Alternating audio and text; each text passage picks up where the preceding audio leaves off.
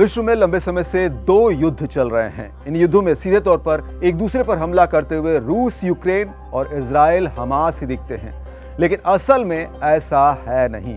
इन युद्धों में कई अन्य देश और संगठन शामिल हैं। इन सभी के अपने अपने हित हैं।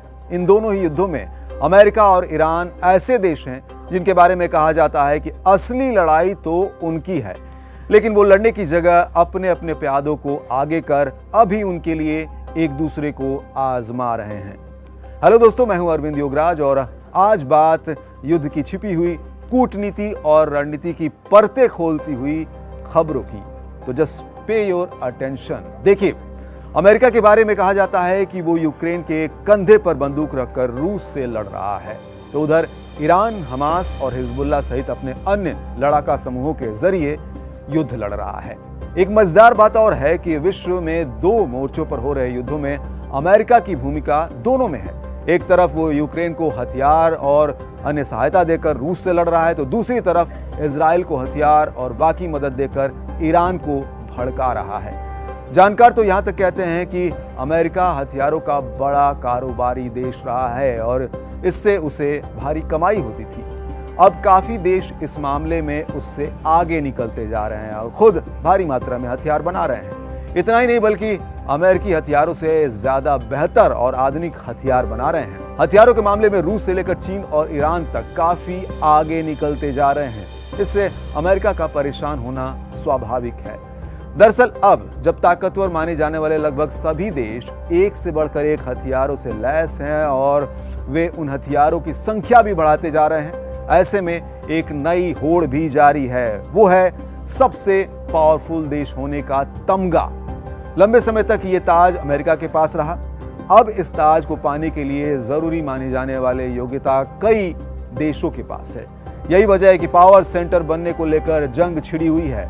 इस जंग को रूस, अमेरिका और ईरान अपने अपने तरीके से लड़ रहे हैं।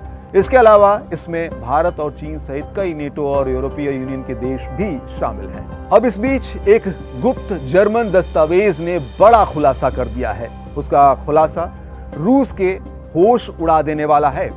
न्यूयॉर्क पोस्ट की रिपोर्ट के मुताबिक गुप्त दस्तावेजों से पता चला कि बर्लिन ने रूस के साथ तनाव बढ़ने से यूक्रेन में अमेरिकियों सहित 8 लाख नेटो सैनिकों को तैनात करने की योजना बनानी शुरू कर दी है। इस दस्तावेज को ऑपरेशन डायचलैंड के नाम से जाना जा रहा है और कहा जा रहा है कि ये जर्मनी को संभावित तीसरे विश्व युद्ध के लिए तैयार करने के लिए 1000 पन्नों की योजना है। अच्छा, इससे पहले कि हम आगे बढ़े, अगर आप इस चैनल पर नए हैं तो इसे सब्सक्राइब जरूर कर लें, क्योंकि यहाँ कड़क खबरों की भरमार है। और आगे बढ़ते हैं। एक जर्मन अखबार के मुताबिक गुप्त दस्तावेज इंफ्रास्ट्रक्चर और उसकी सुरक्षा सहित अन्य चीजों के बारे में बताते हैं कि जिससे कि उन्हें इस्तेमाल सेना कर सके। उस योजना में ये तक कहा जा रहा है कि खतरे की स्थिति में कंपनियां और लोग अपनी सुरक्षा व्यवस्था की तैयारी पहले से कैसे कर सकते हैं। जर्मनी ने दस्तावेज के जरिए लोगों को ये भी निर्देश दिया कि वे डीजल जनरेटर या पवन टरबाइन का इंतजाम कर युद्ध की स्थिति में बिजली के लिए आत्मनिर्भर रहे। दरअसल दुश्मन देश जब हमला करता है तो सबसे पहले बिजली और ईंधन वाले ऊर्जा के ठिकानों पर ही हमला कर उन्हें ध्वस्त करता है। इससे जिस देश पर वो हमला करता है उसकी एक साथ कई सारी समस्याएं बढ़ जाती हैं। वहां की नागरिक व्यवस्था, हॉस्पिटल, फैक्ट्रियां, बिजली और डीजल बिना इसके ठप पड़ जाते हैं। यही वजह है कि जर्मनी अपने लोगों को इन स्थितियों से पहले से ही तैयार रहने की सलाह दे रहा है। और आपको बता दें कि चिंता सिर्फ जर्मनी तक ही सीमित नहीं है, बल्कि स्वीडन और नॉर्वे में भी यही हाल है, जहां पर्चे जारी करके इस स्थिति से निपटने के लिए तैयार रहने के लिए ये जानकारी दी जा रही है, उन्हें तैयार रहने के लिए कहा जा रहा है। अलग अलग देशों के बीच ये डर ऐसे समय में बढ़ रहा है जब रूसी राष्ट्रपति पुतिन ने मंगलवार को रूस के परमाणु हमले के नियमों में बदलाव किया। नए बदलाव के तहत कहा गया कि अब रूस गैर परमाणु हमलों का मुकाबला करने के लिए भी परमाणु हथियार तैनात कर सकता है। इस पर जर्मनी के विदेश मंत्री एनालेना बैरबॉक ने मंगलवार को कहा कि उनका देश पुतिन की परमाणु नीति में बदलाव होने से डरता नहीं है। उन्होंने ये कहा कि पुतिन हमारे डर के साथ खेल रहे हैं। इसी के साथ उन्होंने इस बात पर भी जोर दिया कि अब उनके देश यानी जर्मनी को भी अपनी सुरक्षा के लिए हथियार और अन्य चीजों पर अधिक पैसे खर्च करने चाहिए। इस बीच कई विदेशी नेताओं, विश्लेषकों और अमेरिकी अधिकारियों ने कहा कि अमेरिकी सेना की सीधी तैनाती युद्ध में अब तक का एक बड़ा फैसला है।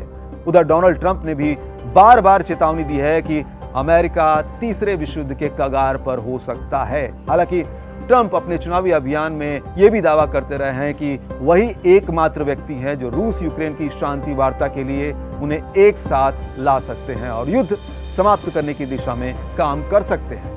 इधर यूक्रेनी राष्ट्रपति व्लादिमीर जेलेंस्की का भी मानना है कि ट्रंप का चुनाव युद्ध को जल्द समाप्त कर देगा क्योंकि वे पुतिन से अधिक ताकतवर हैं। इसके साथ ही जेलेंस्की ने यह भी चेतावनी दी है कि यदि अमेरिका यूक्रेन को सहायता देना बंद करता है तो उनका देश हार जाएगा।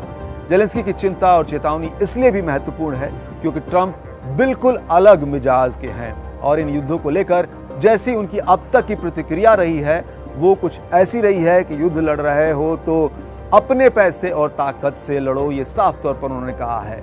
हमसे मदद की उम्मीद मत रखो और ना हम मदद करेंगे।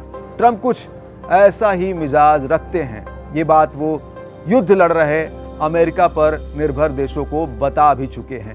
ऐसे में कहा जा सकता है कि आने वाले समय में अमेरिकी मदद के भरोसे युद्ध लड़ रहे देश या तो जैसे तैसे शांति समझौता स्वीकार कर लेंगे या अगर लड़ाई जारी रखेंगे तो फिर युद्ध के होने वाले नुकसान के गर्त में डूबेंगे।